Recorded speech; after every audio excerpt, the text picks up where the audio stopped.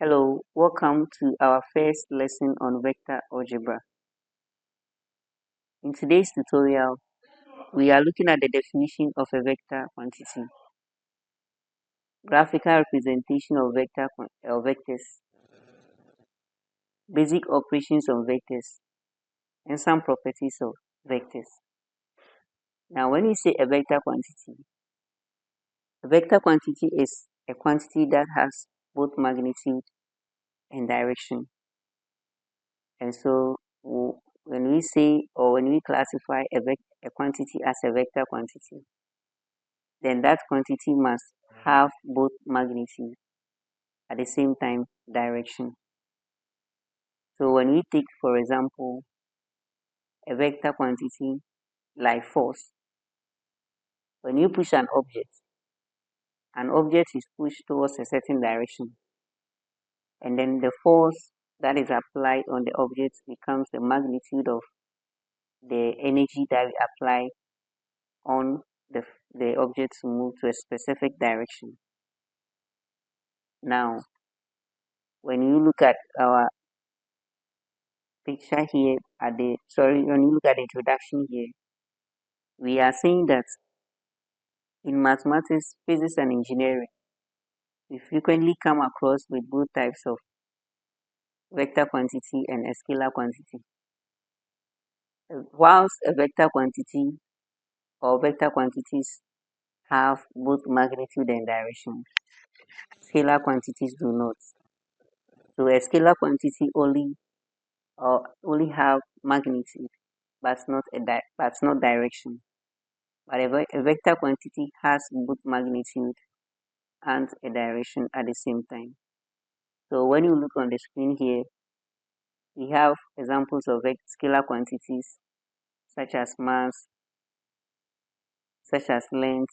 We have length here, we have mass to here, we have time, we have distance, speed, area, volume, temperature, work, money, voltage, density, resistance, and the rest, all having magnitude but not direction. In other words, a scalar quantity either have magnitude or length. So for example, when you look at this example here, you will say that this vector quantity has length, money, magnitude. In other words, speed, you can also say that it has magnitude. So for scalar quantities, they do not have direction. Now let's come to vector quantities. As I said earlier, a vector quantity has both magnitude and direction. So examples are displacement, velocity. So velocity, in other words, is a speed in a specific direction. Acceleration, force, which I made use as in our first example, weight, momentum, electric field, intensity, and the rest. These are vector quantities. Of course, they have both magnitude and direction. What is a vector? Any quantity that has a magnitude as well as a direction is called a vector. A vector is represented as a directed line segment, in this case, a picture that we have here. So this picture or this diagram illustrates a vector quantity or vectors. So this is denoted as vector AV. You can also call this vector as A with a directed line, a directed arrow on top of the alphabet. So we can write a vector in this way or that way.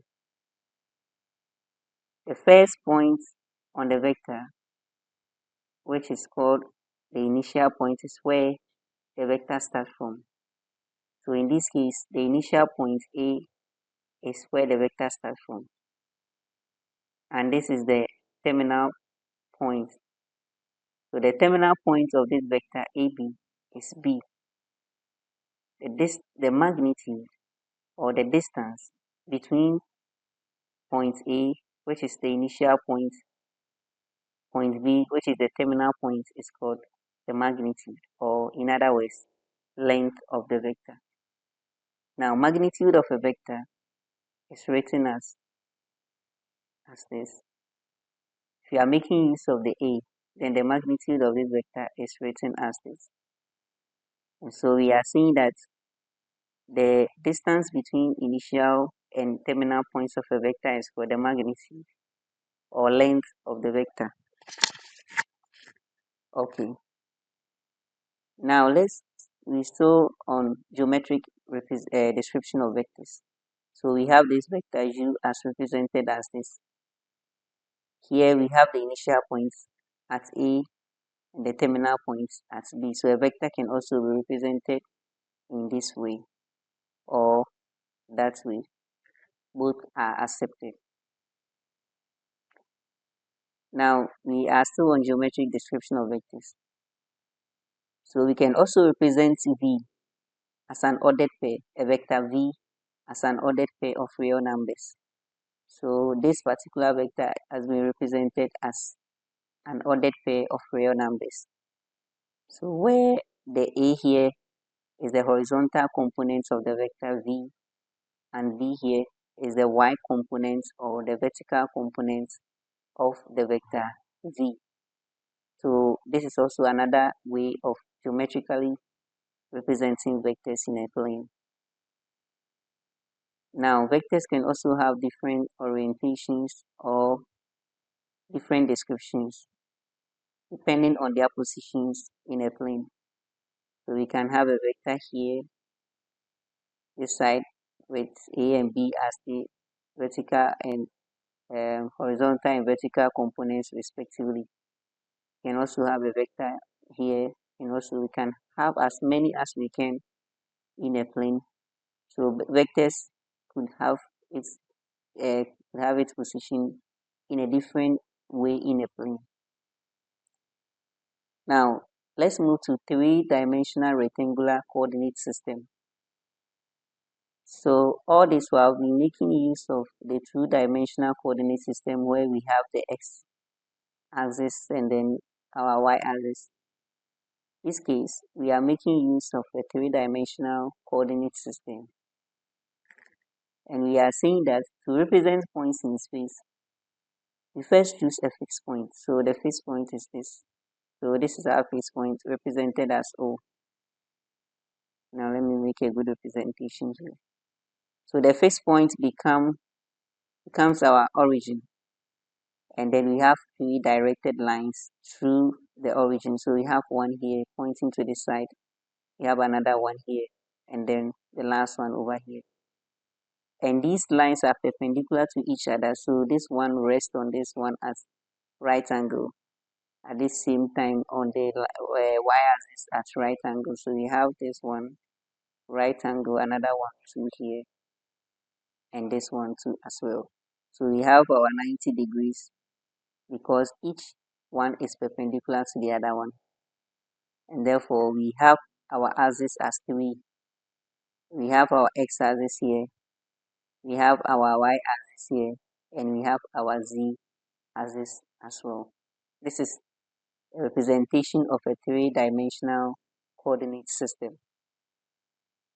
We are still on the three-dimensional coordinates or three-dimensional rectangular coordinate system.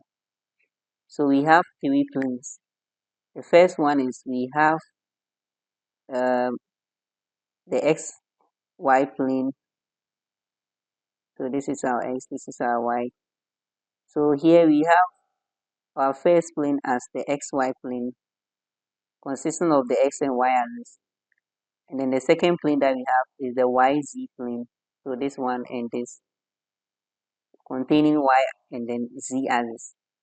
And the last plane that we have making up to three is the xz plane. So this is the plane that contains the x and then z axis. And we are saying that these three coordinate planes divide the space into 8 spans called octants. So we have the first one here. We have our yz coordinate plane, this area. We have our xz coordinate plane, in this area. We also have our XY coordinate plane in this area as well.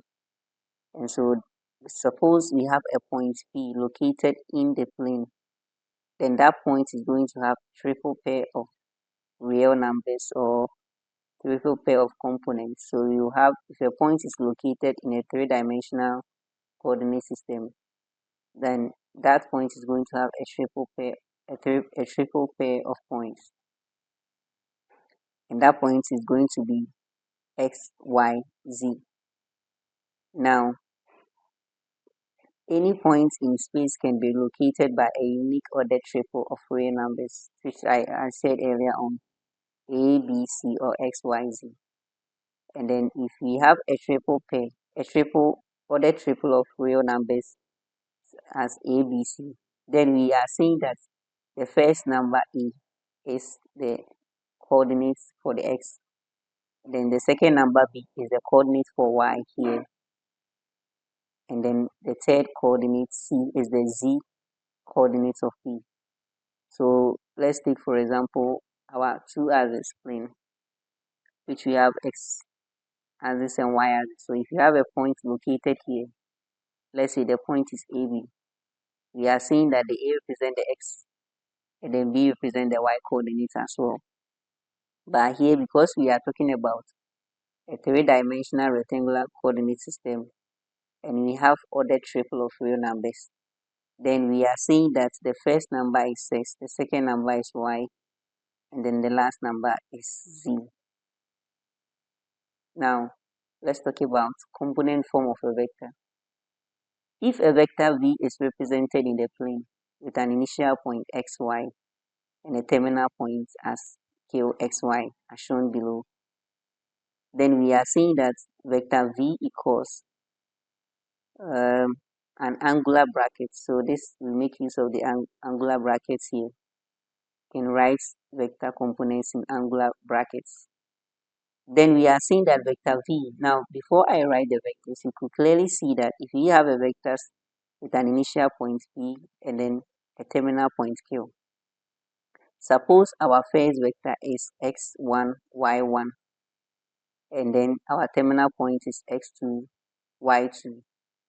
Then what we are saying that if we draw a line from here and we join another one from the terminal point to meet the line from the initial point, then we have a right angle triangle. Of course, when we trace this one down, then we are going to have x1, we are going to have x1 and then y1. So we have our x1 here, y1 representing the first ordered pair of the number of the points p.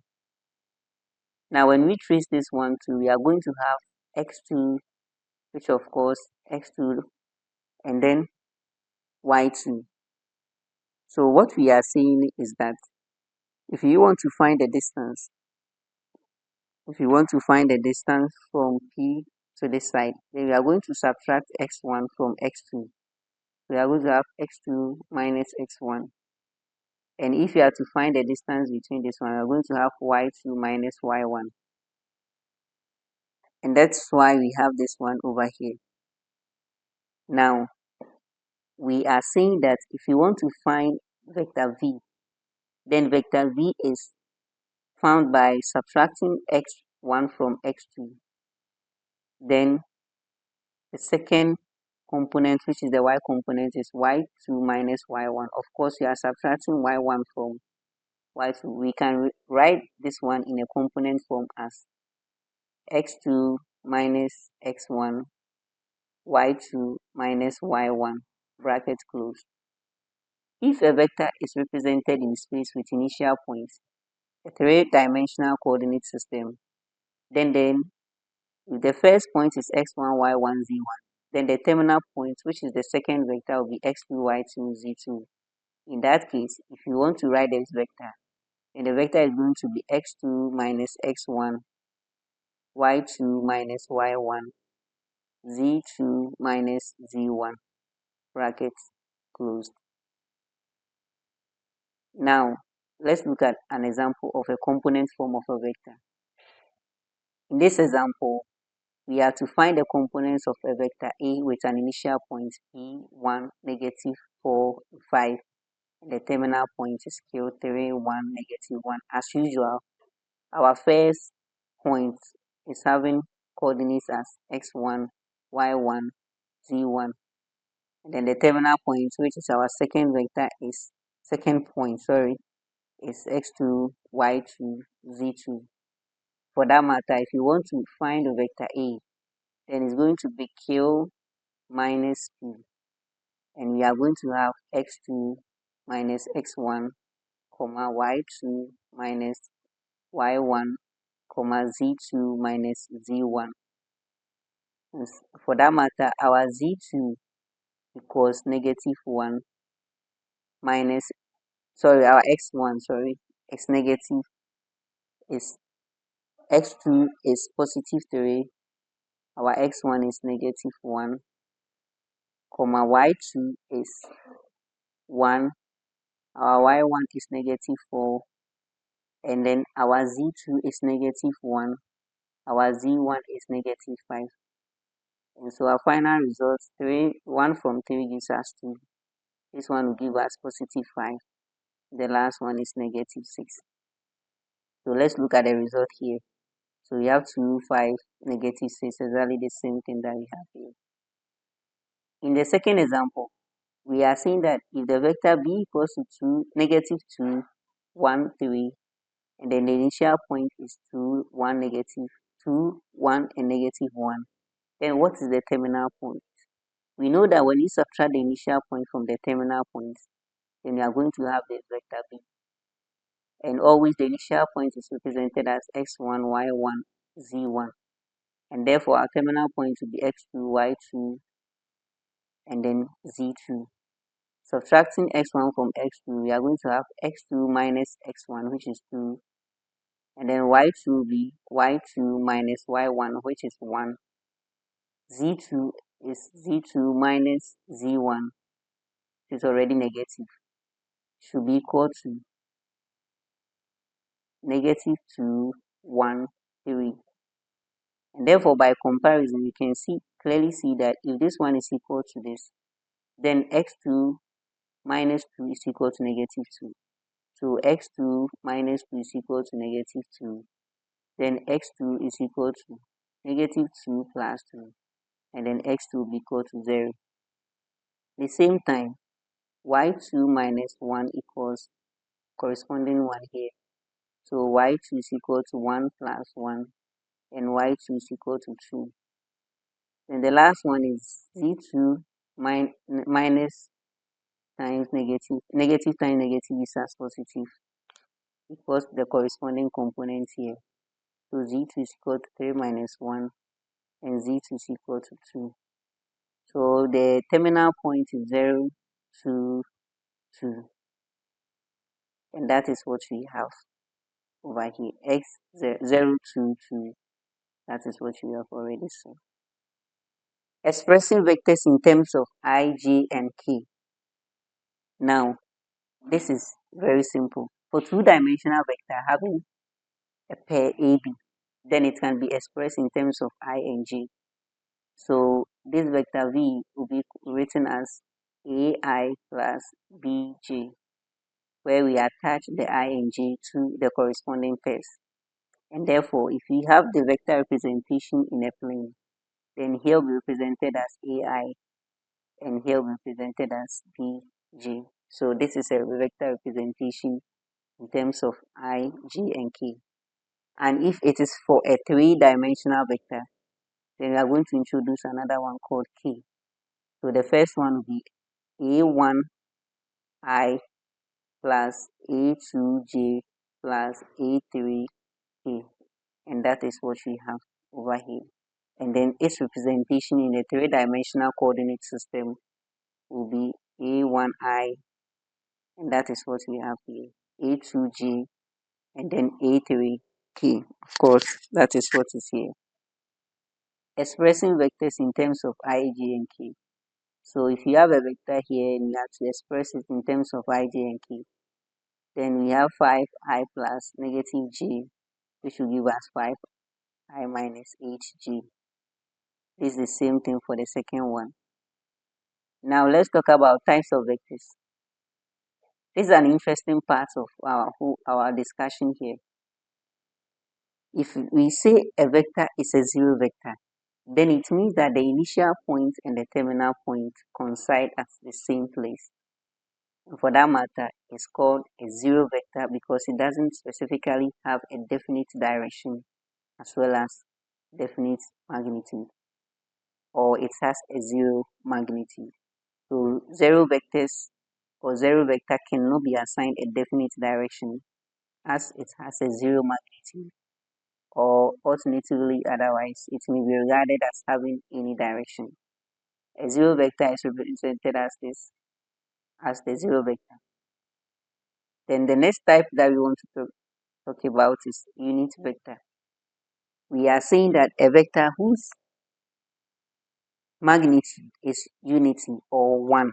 So when we take the magnitude of a vector and then the result is as 1, then that vector is called a unit vector. And then the unit vector in the direction of a given vector is denoted as this. So this is a unit vector. So when we see a unit vector, it means that if the magnitude of that vector is equal to 1, then that vector is called a unit vector. Another interesting type of vector is co-initial vector. We are saying that two or more vectors are said to be co-initial if they all start from the same origin or all their initial points are at the same place.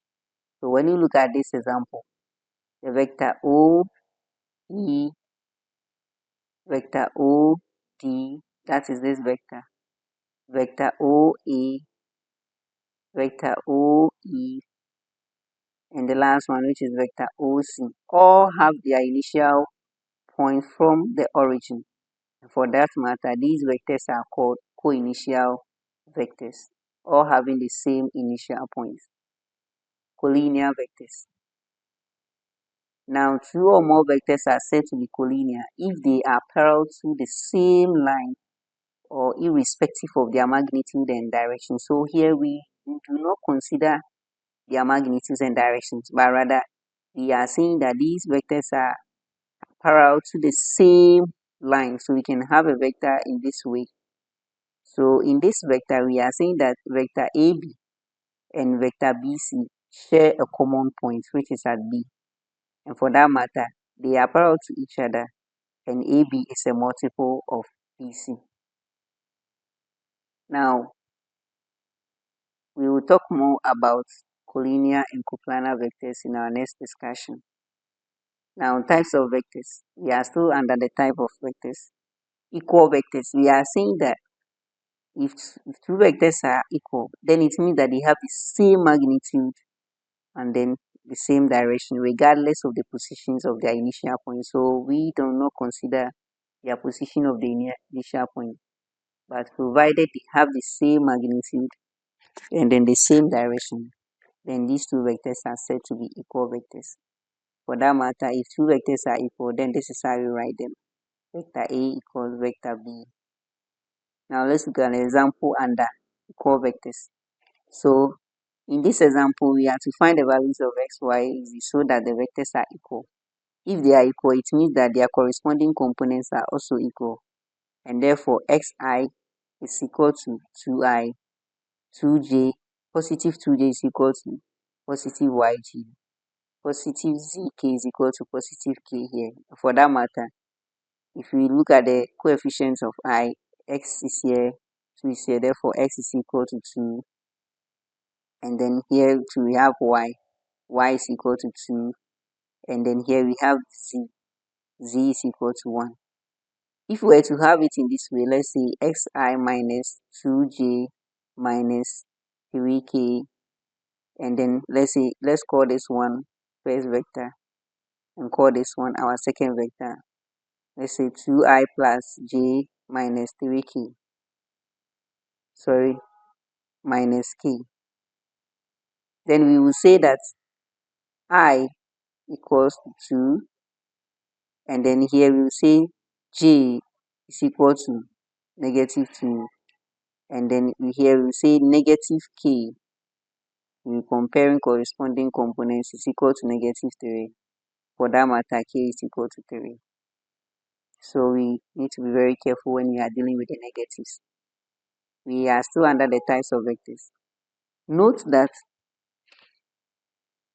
two vectors are equal if and only if their corresponding components are also equal. For that matter, given two vectors a and b will be equal if and only if x is equal to 2, y equals to 2, and z equals to 2, which is the solution for the first one that we did.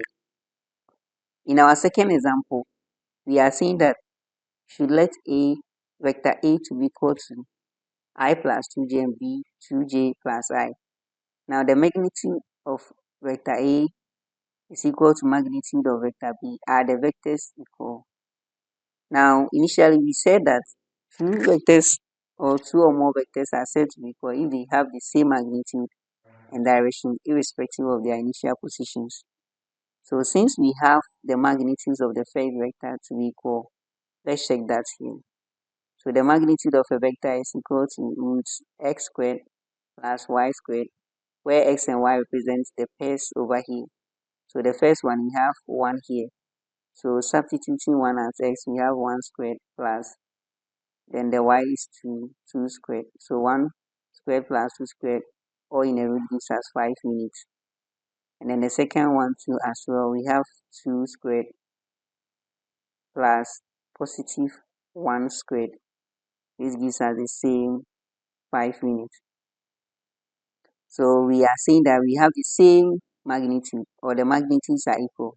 So magnitude of A is equal to magnitude of B, but the two vectors are equal since their corresponding components are distinct. Means they are not equal since their corresponding components are distinct.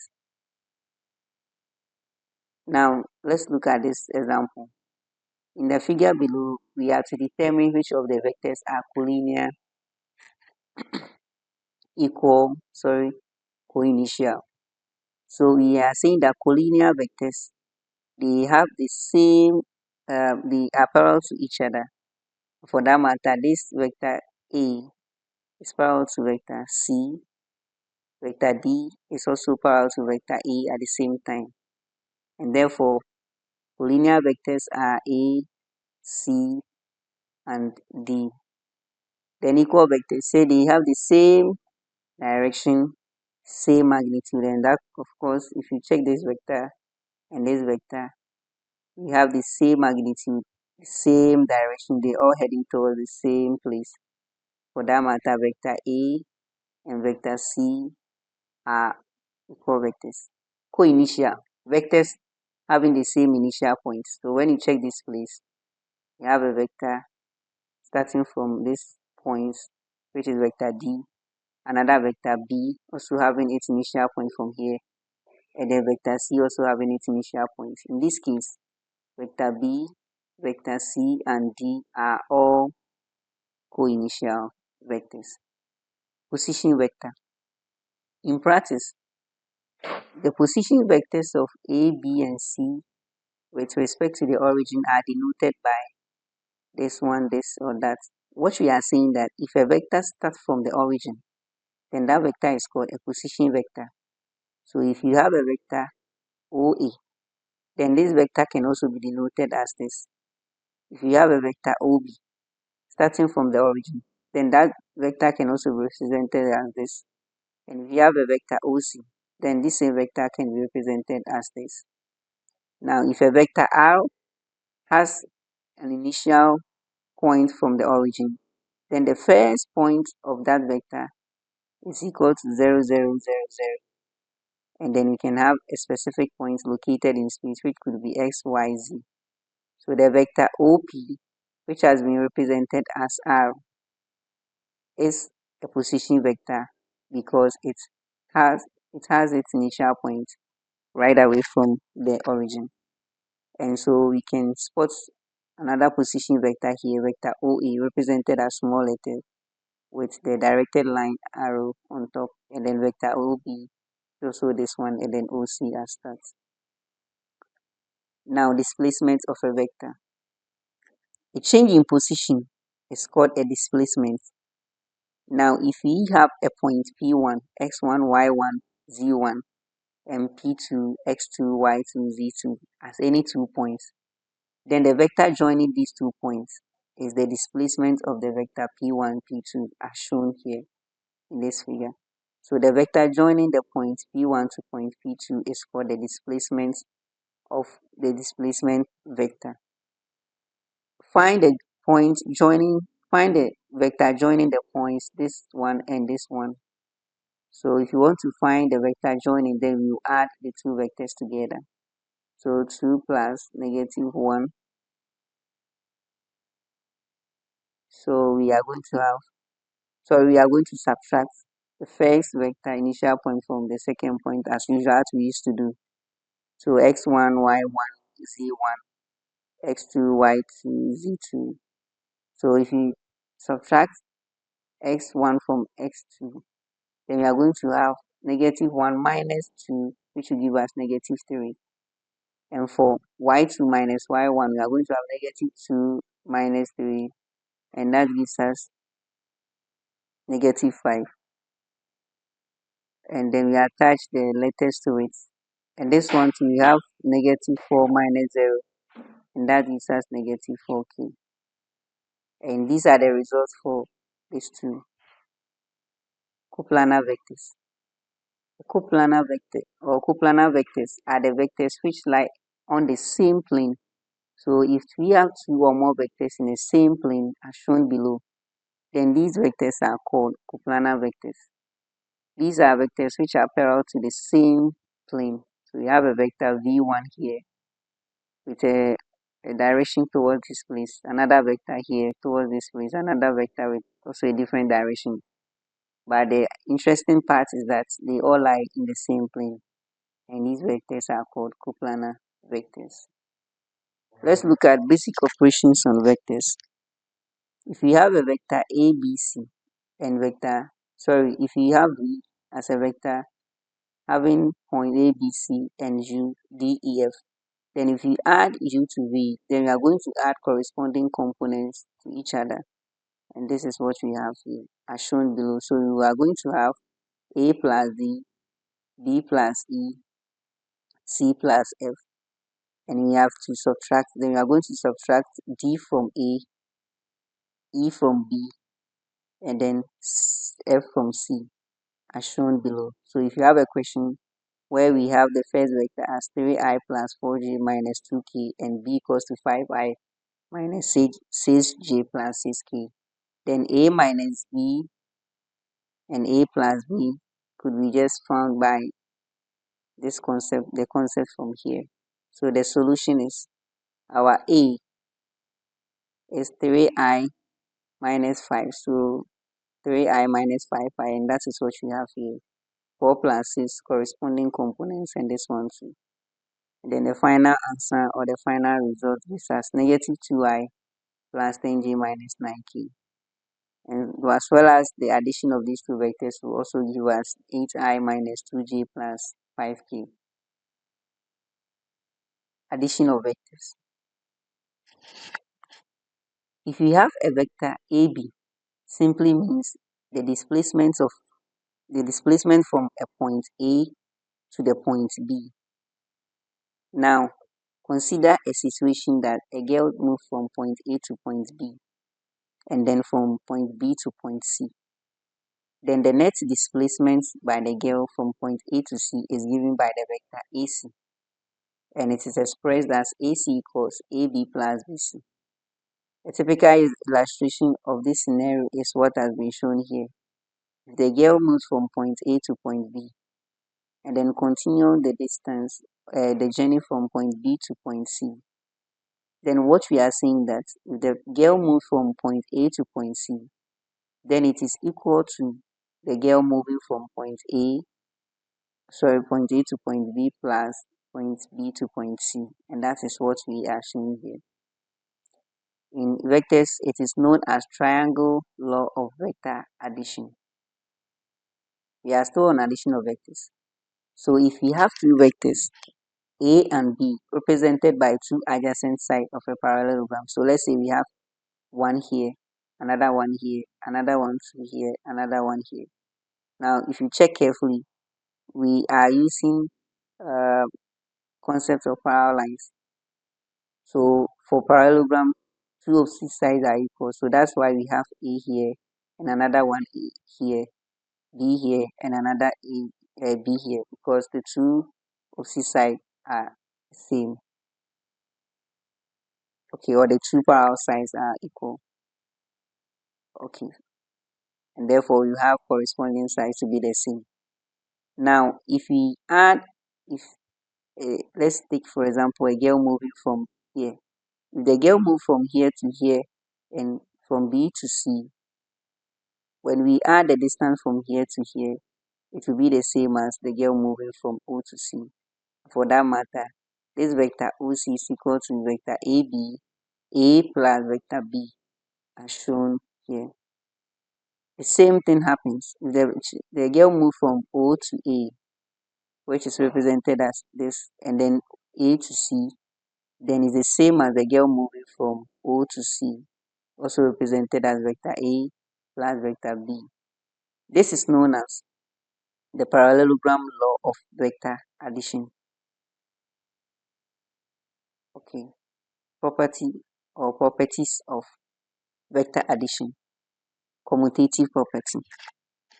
Now, for any two vectors A and B, then the sum of these two vectors is also vector A plus vector B is the same or is equal to vector B plus vector A. And that is what we use the parallelogram law of addition to show. So the summation of this vector A plus B is the same as B plus A. So if the girl moves from A to D and D to C, which results to AC, then if the child girl moves from A to B and B to C, so result to the same answer. And therefore, here we have A, because he moves to AB first, which is represented as A. So A plus B, and here too is B, because these two are parallel. So the opposite sides are equal. Therefore, we have B here, we have B here. So here, B first, and then A comes second. And therefore, we have our B plus A, vector B plus A to be equal to vector A plus vector B. Now, there's a small proof here, and that's what I've already talked about. So if you let A be equal to A and B is equal to B, then using the triangle law from the triangle ABC, which is of course ABC, we have AC to be equal to A plus B. Now, since the opposite sides of a parallelogram are equal and parallel, then we have AD to be equal to BC. As I said earlier on, AD, which is this, is equal to BC. So B and B here, they are the same. Again, using triangle law from triangle ADC, we also have AC to be equal to AD plus DC. So AD plus DC is equal to B plus A. For that matter, vector A plus vector B is equal to vector B plus vector A. Now, property of vector addition also continues. Associativity property. So the first one that we did was commutative property. For any three vectors, A, B, and C, then the vector A plus vector B in bracket plus vector C is equal to vector A outside plus vector B plus C in a bracket. Now, this is a small proof here. So we are saying that let the vectors A and B be represented by PQ, QR, and RS as shown here. So we have our RS, so PQR. Now, if I want to move from P to R, then addition of these two vectors here and here is made this. And for that matter, this is also, if I want to move to this side, then the whole of this side is equal to, if I want to move from P to S, then I'll move from P to R, R to S. And if I move from P to R and R to S, is the same as me moving from P to S. Now, if that is the case, then it means that if I move P to R is A plus B, which is vector A plus vector b, and that is what I have here as one line, as a vector in one line. And if I add a movement from R to S, it's also a vector on its own. And therefore, I have A plus B in bracket plus C. Now let's say this line is drawn from here to here, and that is what is shown here. Then if I move from here to here, Q to R, R to S, then I'm going to have B plus C. And if I want to move from P to S, then if I move from P to Q and Q to S is the same as me moving from P to S. And for that matter, A plus second one, which is the one in brackets here. And this is the associativity law. So we have the proof here. If you let A plus B vector A plus vector B equal to PQ, vector PQ plus vector QR, which is equal to PR, and then BC is equal to QR plus RS, which is equal to QS, then A vector A plus vector B plus C is equal to this. So the associativity law property of vector addition has been proved. And we know that for any vector, if we have a vector plus a zero vector, it's equals to the vector itself. So the zero vector is for the additive identity for the vector addition. Let's talk about multiplication of a vector by a scalar. Let a vector A be a given vector, then a lambda be a scalar. Then the product of the vector by the lambda or the scalar lambda is noted by this. So the lambda times the vector. This is called a multiplication of vector A by the scalar lambda. Note that this vector, the lambda times the vector itself, is also a vector on its own. So if I have a vector 2, -3, multiply by 2. So here the 2 represents my lambda, and this one is the vector itself. So if I multiply corresponding components by 2, I'm going to have 4, -6. And 4, -6 is also a vector on its own. But these two vectors are collinear since they have the same. We said that the collinear vectors are opposites. They are parallel to each other. So these two vectors are called collinear vectors, or the lambda times the vector is also a vector, and it's also collinear to this vector.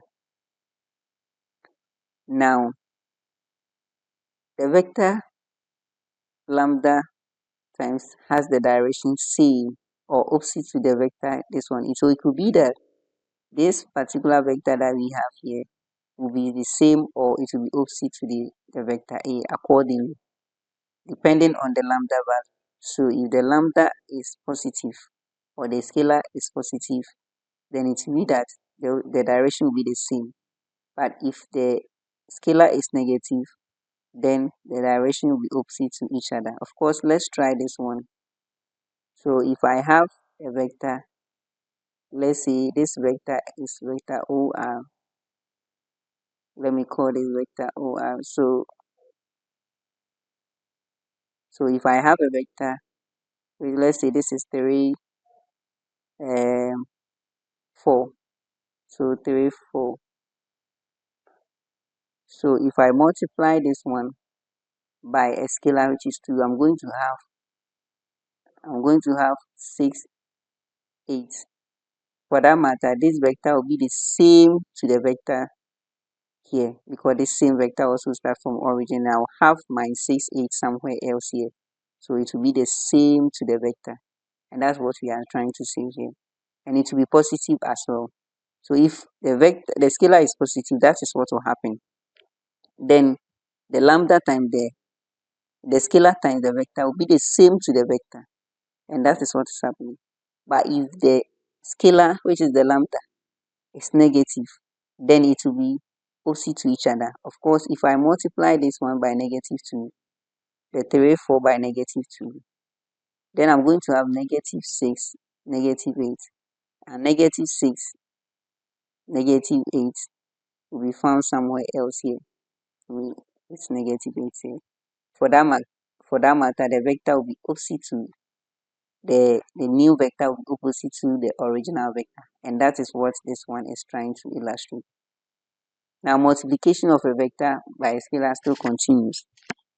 So geometrically, if we have a multiplication of a vector by a scalar, then if this vector is A and I take half of A, then I'm going to have this vector shortened by the half or divided by the half. And if I multiply this vector, then it means that I'm going to increase the size or the length of the vector. So the negative half of the vector shows the opposite side that we're talking about.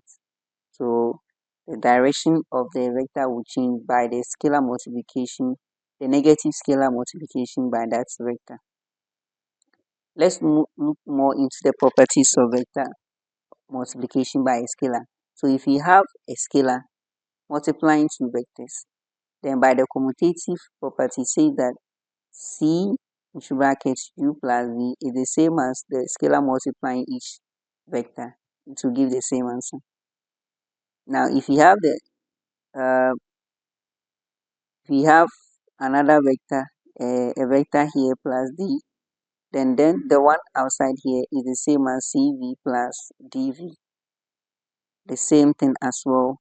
If we pull the C out and then we multiply it by dv, it will give us the same answer. As well as if we put the d out and we multiply it by cv, where v becomes our scalar in this case, we are going to have the same answer. Of course, if we have a scalar multiplied by a vector and we find the magnitude, then it will be equal to finding the magnitude of individual item over here. So this is one of the properties that we need to take into consideration. Now let's look at an example. If you have a vector u2 I minus 3j plus 5k and v equals negative I plus 2j minus 3k, we have to find 2u minus 3v. So u is 2 negative 3 5 minus 3v is negative 1. So we have negative 1 here. 2 negative 3. So we have 4 negative 6 10. Then here you have negative 3 6 negative 9. So 4 minus negative 3 will give us 4 minus into bracket negative 3. This one to give us negative 6 minus 6. 10 minus negative 9. So our final answer, you have 7 negative 12. And then here you have positive 19. Now let's attach our I, J, and K to it. We are going to have 7I minus 12J plus 19K. And that is the solution we have over here. Components of a vector. Now, as we said in our earlier discussion, we said that if you have a vector written as this, then the first component is called the x component, and then the second number is called the y component. And for that matter, if we have a vector with a magnitude this, and then direction theta, then if the magnitude from here to here, this is a vector v, so the magnitude of this is this, and that's why you have this one here. And this is the reference angle theta is to the x-axis. Then it means that this side will be the sine, the magnitude times sine. Why are we saying that? Let's say we have this one to be A and B. If you want to find A, then we know that cos theta of the angle, or cos theta, is adjacent over hypotenuse. So cos theta is equal to adjacent. Then the adjacent is A over hypotenuse, and the hypotenuse is magnitude of V. And therefore, if I want to find A, I'll multiply here by this one and multiply here too by the magnitude of V. And for that matter, my A will be equal to magnitude of V cos theta. And that is why I have this one here. The same thing is for B. We know that sine theta is equal to opposite over the hypotenuse, which is magnitude of V. For that matter, if I want to find B, I'll multiply here by magnitude of V, here too by magnitude of V, and B will be equal to magnitude of B sine theta, and that is what I have here. Then the vector V equals to I plus BK, where A is equal to this and B equals to this one. And for that matter, vector A can be expressed as magnitude of V cos theta I plus magnitude of V sine theta J. This is for J and this is for I. Components of a vector. If a vector V has length 8 and direction pi on 3, then find the horizontal and the vertical components and write the V in terms of I and J. Find the direction of the vector U equals negative root 3I plus J. Now this is the representation of the vector. The negative root 3 and 1 ends here. And for that matter, we are saying that for A, we have our vector to be AI plus BJ, where the components are given by this. And so we are saying that vector V is equal to, the magnitude of this, which we have, we said earlier on that it is A cos I plus B of the magnitude. So we have the corresponding components as this. The length as this one. We have V, and then this one to V, magnitude of V sine theta G. So if you have the length, which is of course the same as the magnitude, then the direction is 180. So the pi is 180 on 3. So the pi on 3 is equal to 180 on 3, which gives us 60 degrees. For that matter, the length, which is also the same as the magnitude, which is magnitude of V, is 8. So if you substitute that one here, we're going to have 8 cos 60I plus 8 sine 60J, and that gives us 4 and 4 root 3 respectively. So when we attach the i's and j's to it, we are going to have 4I plus 4 root 3J. Now from the illustration above also, now if you want to find the angle, which is for the question B, the reference angle is this one. Then we know that this one is the same as this, and this one is also the same as this one. Now we are saying that tan of the angle, tan theta is equal to opposite over adjacent. And so the opposite side is what? Is 1, and then adjacent is negative root 3. Now we are saying that the tan inverse of 1 on negative 3 is pi on 6. So that is what we have here. But the terminal point of the vector is in the second quadrant. Therefore, it follows that we are going to have 180 minus 30, and that gives us 150 degrees. Norm or magnitude or length of a vector. The distance between the initial and the terminal point, as we said earlier, of any vector is called the length, the norm, or the magnitude of that vector, represented as this. The distance does not change if the vector is translated. So we are saying that even if the vector is translated, the distance does not change. So for purposes of calculating the norm, we assume that the vector is positioned with its initial points at the origin. So if you have a vector like this, or in a two-dimensional plane or a 3D plane, then this makes it evident that the norm of a vector I xi plus yj in 2D space is given by this root of x squared plus y squared. And the norm of a vector in a 3D space is given by root of x squared plus y squared plus z squared. Now let's look at an example of magnitude of a norm or magnitude or length of a vector. So this is a vector in 3D, and therefore the magnitude of this vector is equal to root of x squared plus y squared plus z squared. And therefore the result is negative 3 all squared plus negative 5 all squared plus negative 4 all squared.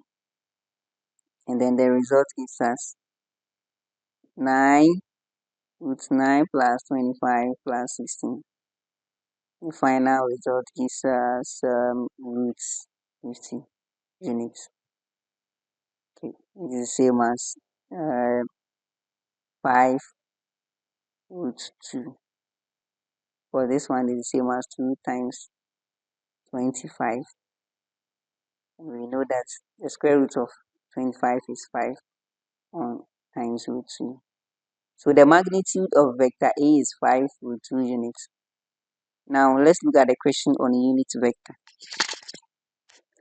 As we said earlier, a vector of a length 1 is called a unit vector. So the unit vector of a vector A is denoted by a vector magnitude. The unit of a vector is a vector over its magnitude. So a vector over its magnitude. So if you are asked to find the unit vector in the direction of this vector, then we will first of all find the magnitude of vector A, and that gives us 2 squared plus 3 squared plus, here is 1 squared. So you have 4 plus 9 plus 1, and that gives us root 14. Now we are saying that unit vector is equal to a vector over its magnitude. So a vector over its magnitude. And therefore we are going to have root 14, the vector written on top 2i plus 3j plus k, all on root 14. And then if we share the vector to them, we are going to have 2 root 14i plus 3 root 14j plus 1 on root 14k. Another question is here. Find a vector equals to I minus 2j in the direction of a vector that has a magnitude 7 units. So the unit vector in the direction of the given vector is a vector over its magnitude. So we have the magnitude as, and then we have, so this is the solution. Therefore, the vector having magnitude equal to 7, and in the direction of this one is times 7. So the whole of this times 7, and we have it in this way. Find the unit vector in the direction of the sum of. So in this case, you have to find the summation of vector A and B. Then the final result, we find the magnitude. So we are going to have 2i plus 2i plus 2j plus j plus 3k plus, minus 5k plus 3k, which gives us 4i plus 3j minus 2k. And then the magnitude of these two, the summation of these two vectors will give us 4 squared plus 3 squared plus negative 2 all squared. And that gives us 4 squared is 16 plus 9 plus 4. And then the result is root 29. So the vector over its magnitude. So we have 4i on root 29. And then the next one is 3 on root 29i. The last one is 2 on root 29k. And that is the result that we have here. Okay. a position vector of a point dividing a line into a given ratio. So we are saying that let P and Q be 2 points represented by the position vectors OP and OQ respectively, with respect to the origin. Then the line segment joining the points may be divided by another third point, say R, in 2 ways, either internal or external way. So here we intend to find the position vector OR for the point with respect to the origin. So we take the cases one by one. So if the point, if the line divide the two vectors internally, then this is a typical diagrammatic of what we are trying to put across here. So this is the line that is dividing line PQ internally. So if you represent vector OP by A, vector OQ by B, and these are the ratios that we are talking of. So the division of this line here, the distance from here to here is M, and then here to here is R. And what we are trying to say is that if R divide PQ, so if this R divide the entire line here, then it means that the ratio M is to N is equal to PR. So for M, we have PR is to RQ, which is for N here. And therefore, if you are to write it in a fraction form, you are going to have M on N, PR on RQ. So if you cross multiply, then you are going to have M times RQ equals N times PR. And that is what we have here, where M and N are positive scalars. And for that matter, they are the distances from here to here. We say that the point R divides PQ internally in the ratio. So now, this is what we can also say. PQ is the same as OQ subtracted from OR. This one is this OQ, this one is P. So OQ minus OP. So we have B minus R, and that is what we have here.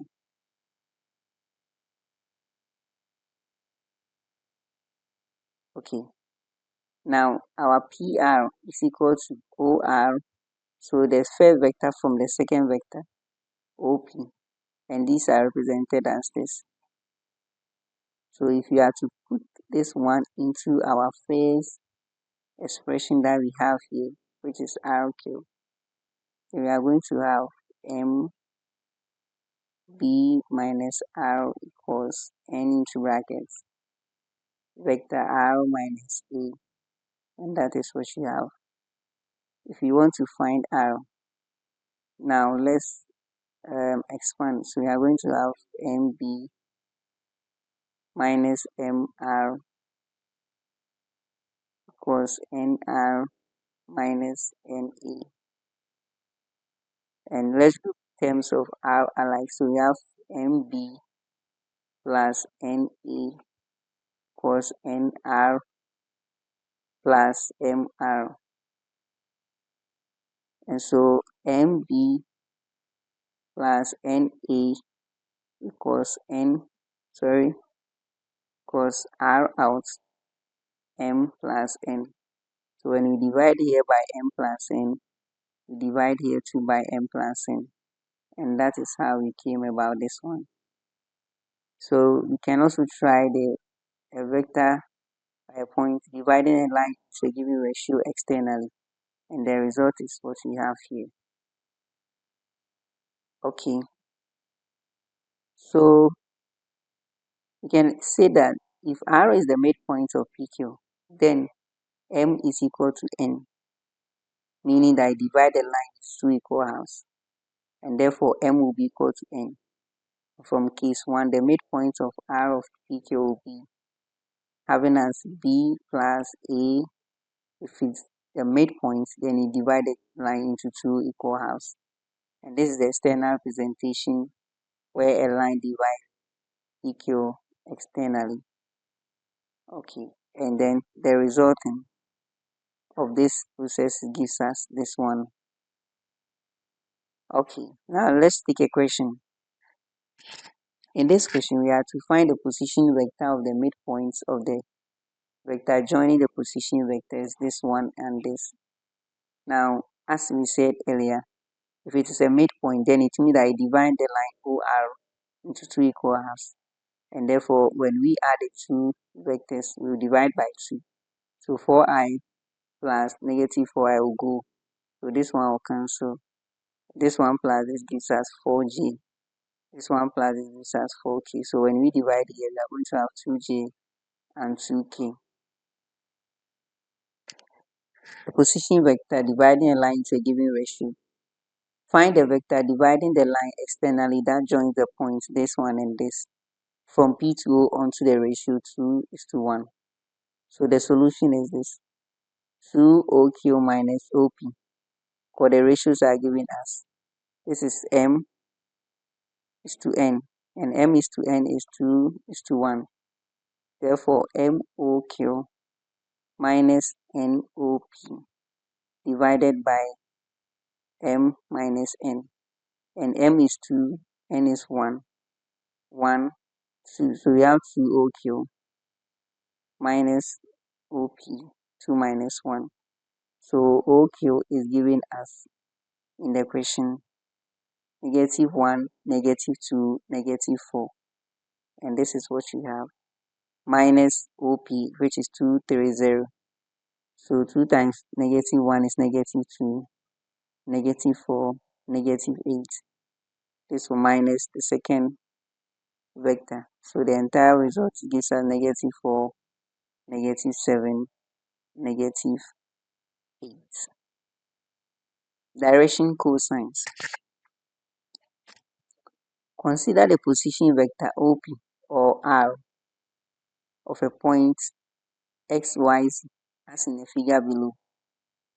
Then if you have a point here, this is a point in a 3D space.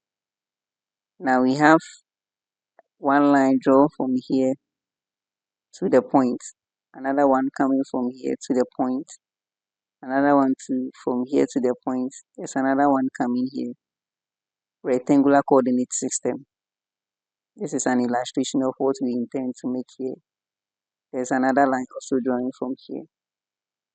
So what we are trying to say is that the angles alpha, beta, and gamma made by the vector R with respect to the positive x, y, and z respectively is called direction angles.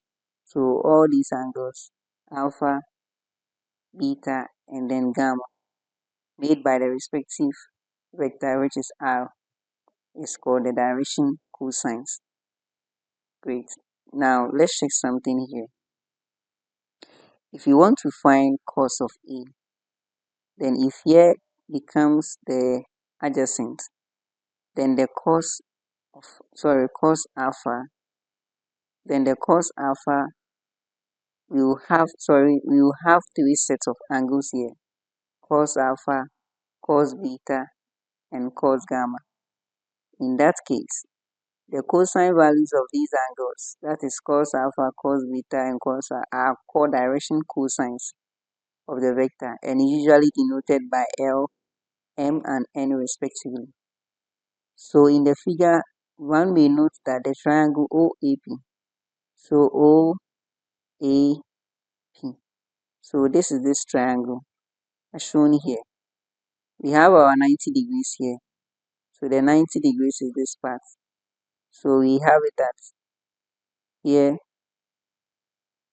and therefore our adjacent is this part. So we have our 90 degrees here, and for that matter, our cos alpha will be equal to x on this one, which is this place, adjacent over hypotenuse. That is great, because if you want to find this part, the whole of this becomes the magnitude of R, which is the one we have here. For that matter, if you want to find cos alpha, is equal to x on magnitude of R, which is equal to L. Similarly, from the right angles OBP. Now let's check OBP again. So we have O, B, and P.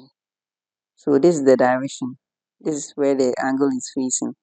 So the side where the angle is facing becomes our hypotenuse in this case. And this becomes our adjacent. Okay, so what we are trying to say is that the cos beta is equal to the adjacent. So this will be our adjacent, which is y on R. And that is what we have here. Sorry, there is a mistake over here. It's supposed to be R. And then our cos beta, which is of course triangle OC. So we have O, C, and P. So where the angle is facing becomes our hypotenuse. And for that matter, our adjacent is here. Sorry, our adjacent becomes this part here. Sorry, our adjacent becomes this part. So we are going to have cos alpha given as Z on the hypotenuse, which is R. So the points of the point P may be also expressed as LR, MR, and then NR.